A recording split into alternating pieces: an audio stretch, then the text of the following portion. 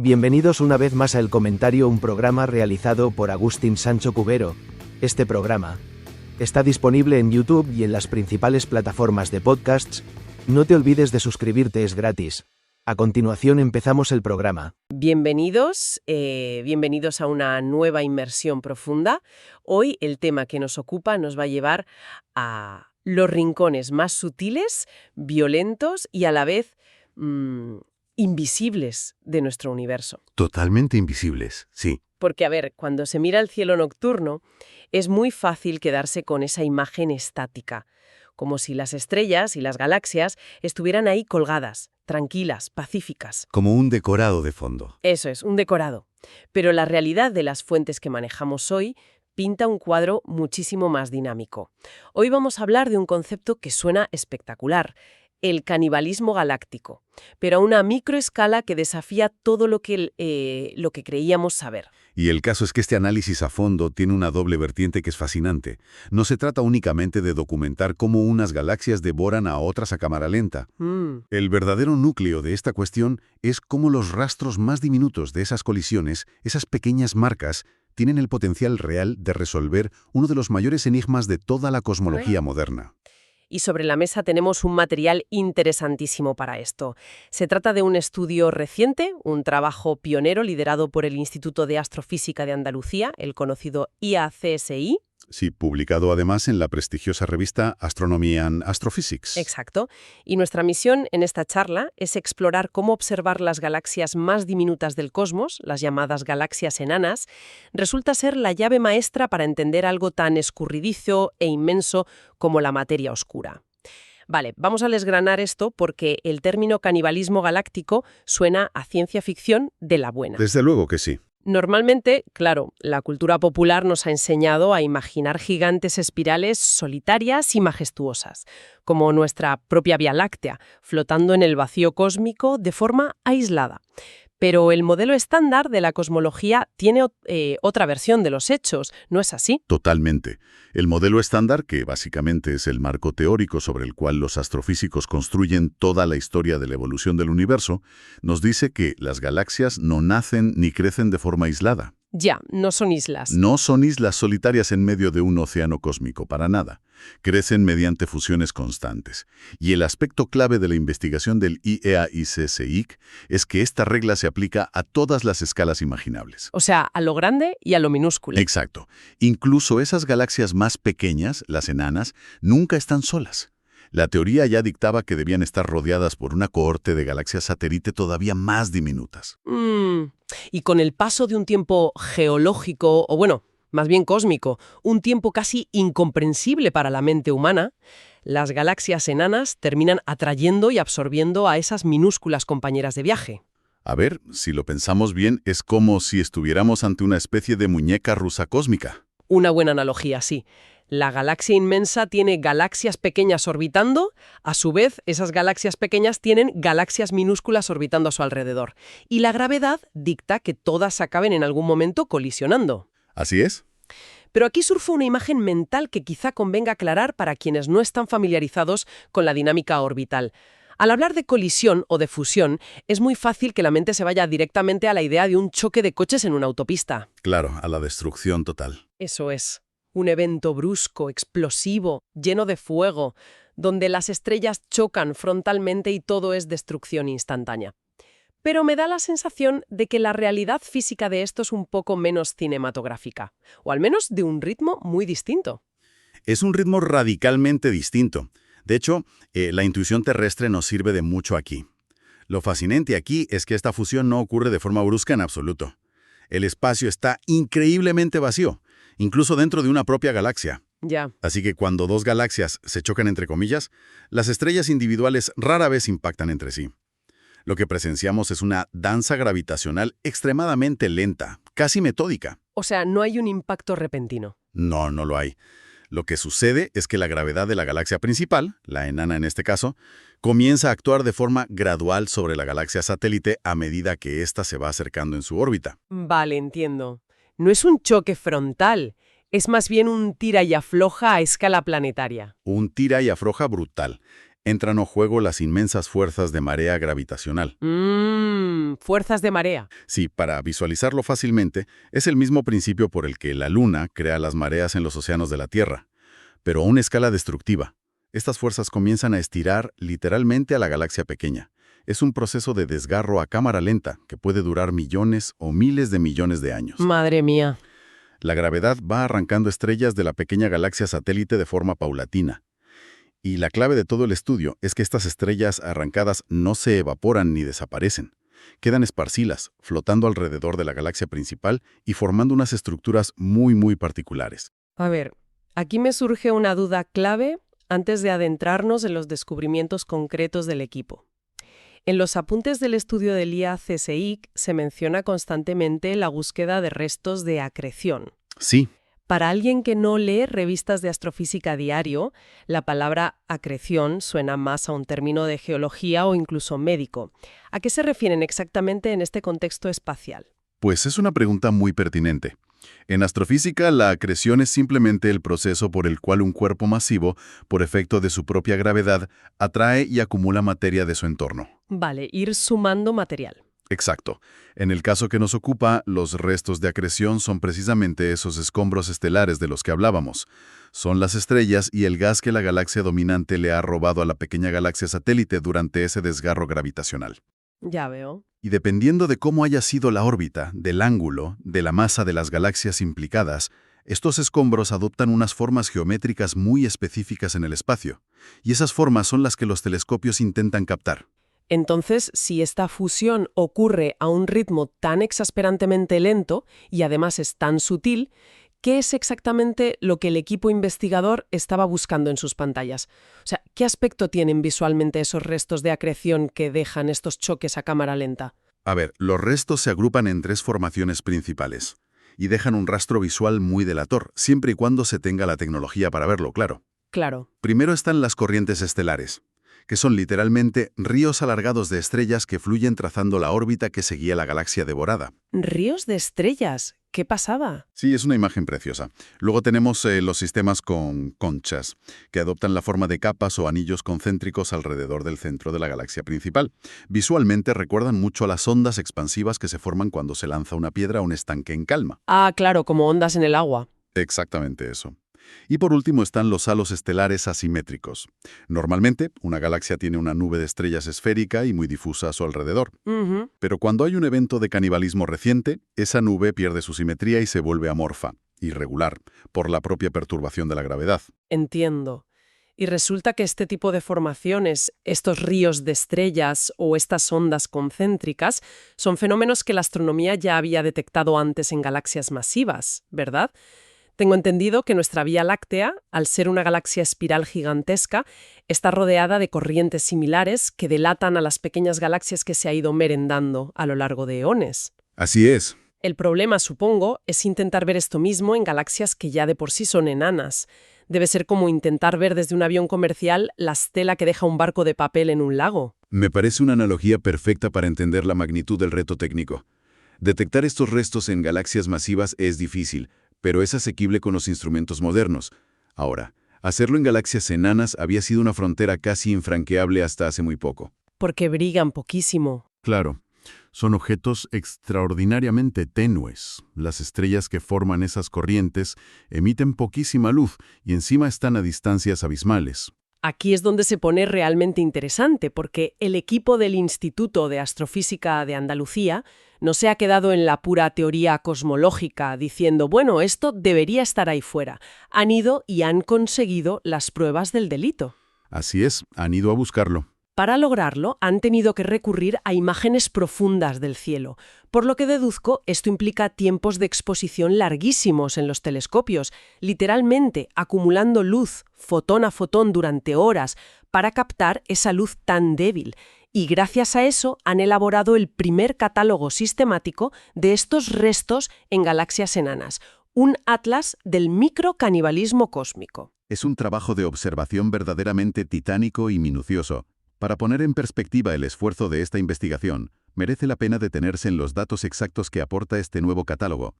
Tras peinar esas imágenes profundas, han logrado documentar e identificar un total de 20 estructuras alrededor de distintas galaxias enanas. 20 en total. Sí, y el desglose es el siguiente.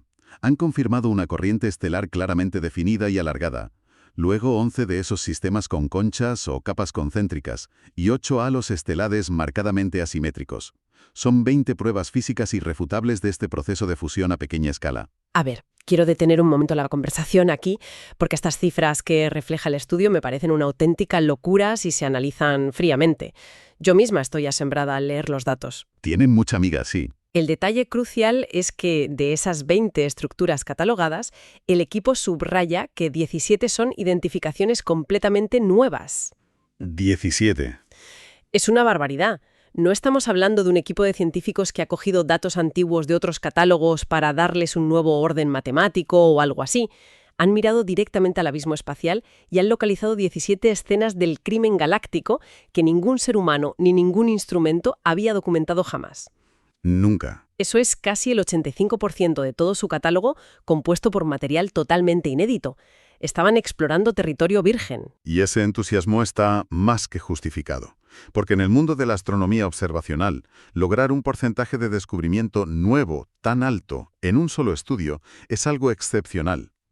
Y esto nos lleva a las declaraciones de la propia investigadora principal, Joanna D. Sakowska, del IAACSICIC. Ella explica con enorme claridad por qué esto es un hito. ¿Qué comenta exactamente sobre los datos?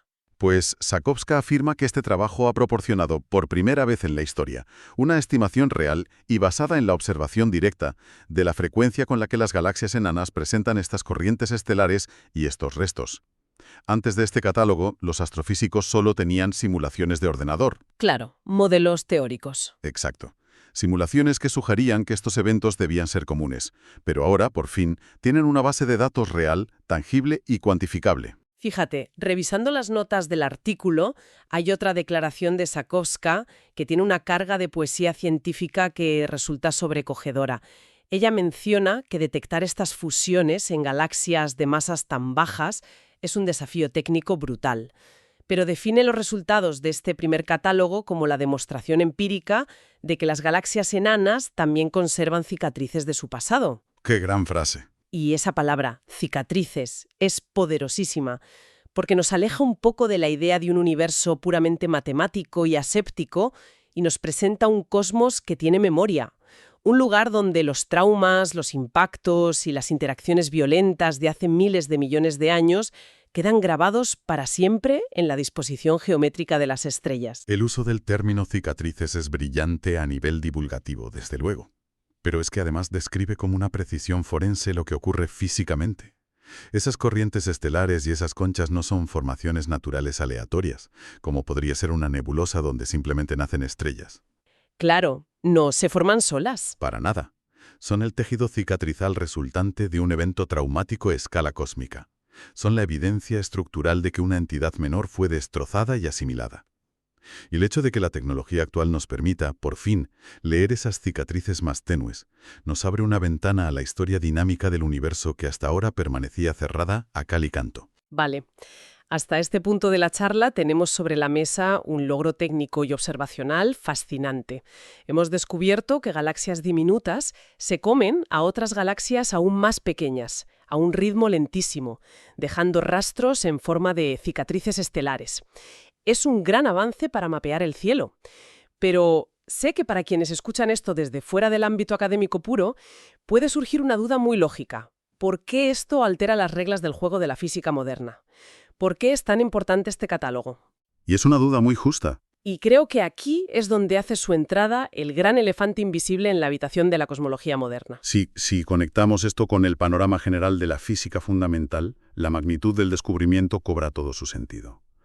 La astronomía de vanguardia no se dedica únicamente a catalogar cosas estéticamente asombrosas en el cielo profundo. Su objetivo final es comprender las leyes que rigen la naturaleza y descubrir de qué está hecho realmente el universo. Y resulta que el componente mayoritario del cosmos, con muchísima diferencia, es un material que denominamos materia oscura.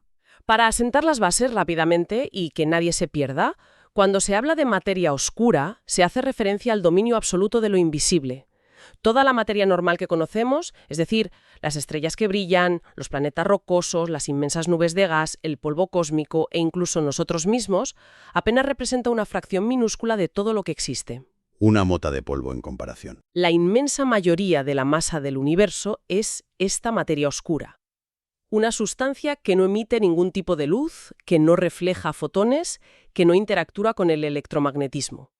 Su única tarjeta de presentación es la fuerza de gravedad que ejerce. Es el pegamento invisible que evita que las galaxias salgan volando por los aires al girar, pero nadie sabe exactamente qué es o de qué partículas está formada. Y esa es la gran paradoja científica de nuestra era. Sabemos que está ahí, por los efectos gravitacionales que provoca, pero no podemos verla.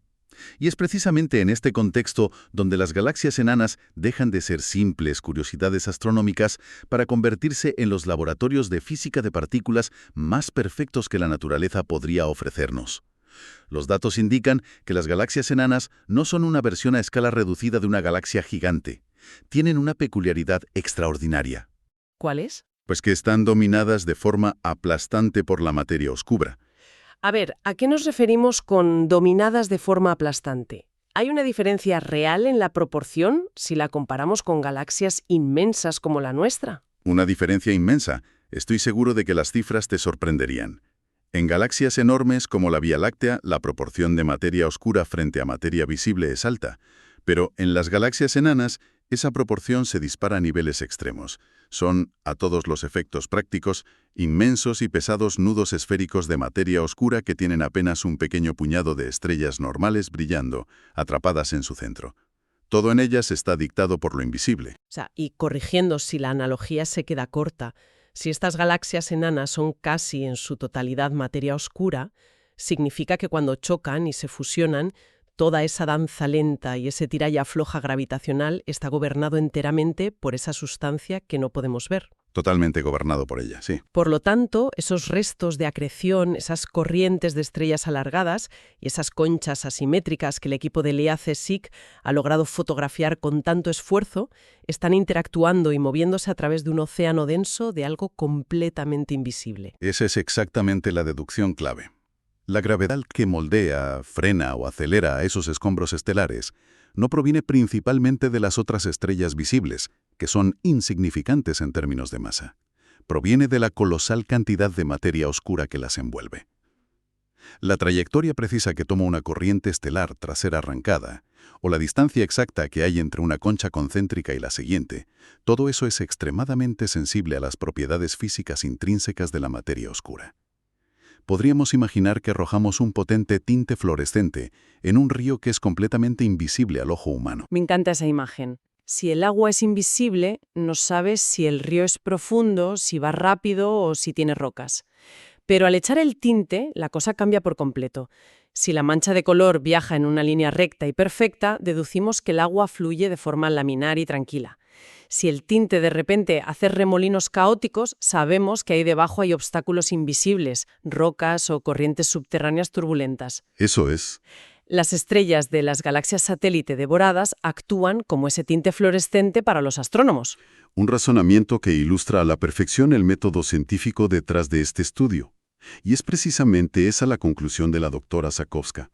Ella señala en su trabajo que estudiar cómo son estos restos nos permite inferir cómo es la materia oscura. Claro. Aunque nuestros mejores telescopios sean ciegos a ella, la materia oscura revela su naturaleza, su nivel de concentración, si es más caliente o más fría, conceptualmente hablando, simplemente a través de la forma geométrica en que deforma las tenues corrientes estelares. Entonces, ¿qué significa todo esto a nivel práctico para la ciencia a corto plazo? Entiendo que si la materia oscura estuviera formada por un tipo de partícula hipotética, las simulaciones de ordenador dirían que las corrientes estelares deberían ser superdelgadas y rectas, pero si estuviera formada por otro tipo distinto de partícula, interactuaría de otra manera y las corrientes se verían anchas, difusas o se dispersarían mucho más rápido. Así funcionan los modelos, sí. Al tener este primer catálogo con 20 estructuras reales, 17 de ellas nuevas, los teóricos por fin tienen un marco de referencia. Ya no hay que especular, hay que mirar las formas de las cicatrices y ver si coinciden con las matemáticas. Exactamente. Has dado en el clavo con lo de la necesidad de un marco de referencia. La ciencia teórica necesita desesperadamente datos empíricos para no quedarse en pura filosofía matemática. Por eso, este estudio no es un experimento aislado en el vacío. Se enmarca dentro de un proyecto colaborativo a nivel internacional mucho más grande y ambicioso llamado Stellar Streams Legacy Survey, cuyas siglas son SLSL. SLSL. Sí. Y el objetivo fundacional de este consorcio es construir la primera muestra verdaderamente amplia y, sobre todo, estadísticamente homogénea de corrientes estelares en todo el universo observable. Claro, porque para que un modelo estadístico sea válido y pueda refutar una teoría de la física cuántica o de la relatividad, no basta con estudiar un par de galaxias peculiares que han llamado la atención de un telescopio por casualidad. No, eso no sirve de mucho. Se necesita una muestra metódica, sistemática y extensa para poder afirmar con rotundidad científica que el comportamiento que estamos observando es la norma en el universo y no una rareza. Este catálogo, liderado desde Andalucía, aporta el primer bloque sólido de datos contrastados de galaxias de muy baja masa a ese esfuerzo global. Es llevar una sospecha teórica a la categoría de herramienta de medición milimétrica. Y eso representa el triunfo absoluto de la astrofísica observacional. Han logrado exprimir información cosmológica vital de los objetos más débiles, fantasmales y esquivos del firmamento, transformando un fenómeno de destrucción a microescala en la mejor brújula que tenemos actualmente para navegar por las incógnitas de la materia oscura. Pues ha sido una exploración verdaderamente reveladora a lo largo de este análisis a fondo. El viaje conceptual que hemos hecho hoy tiene muchísima miga. Para hacer una recapitulación mental antes de cerrar, hemos comenzado desmontando la idea de un universo sereno para adentrarnos en la cruda realidad del canibalismo galáctico. Un festín muy lento. Sí, hemos comprobado que ni siquiera las agrupaciones estelares más diminutas se libran de este lento desgarro gravitacional a lo largo de eones. Gracias al tesón observacional del equipo del IEA, CSIC, hemos vislumbrado por primera vez un catálogo de 20 estructuras, en su abrumadora mayoría inéditas, que muestran las cicatrices físicas de estas colisiones microscópicas, ríos de estrellas, halos deformes y conchas concéntricas. Y el gran broche de oro ha sido comprender que estas tenues marcas actúan como trazadores lumínicos. Nos permiten mapear los contornos y la densidad del inmenso mar de materia oscura invisible que domina y da forma a nuestro universo. Esto plantea una cuestión importante, una de esas reflexiones que merece la pena asimilar con calma tras digerir datos tan densos. Durante toda la charla nos hemos centrado en el inmenso esfuerzo tecnológico que supone escudriñar los confines del espacio buscando estas cicatrices tenues en diminutas galaxias a millones de años luz. Sí. Lo hacemos para entender la arquitectura fundamental de la realidad.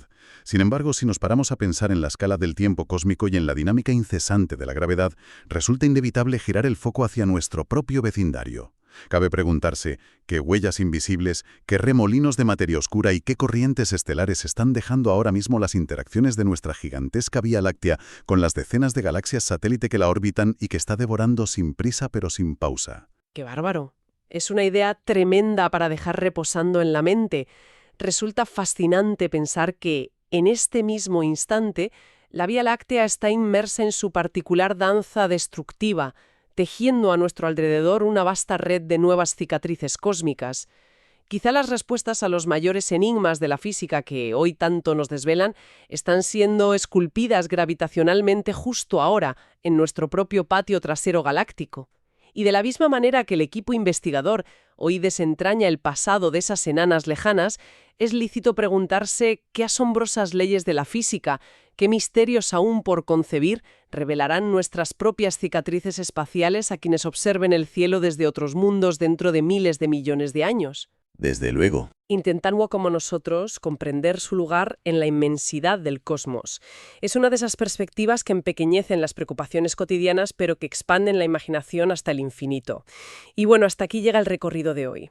Un agradecimiento inmenso para quienes nos han prestado sus oídos y nos han acompañado durante todo este trayecto intelectual.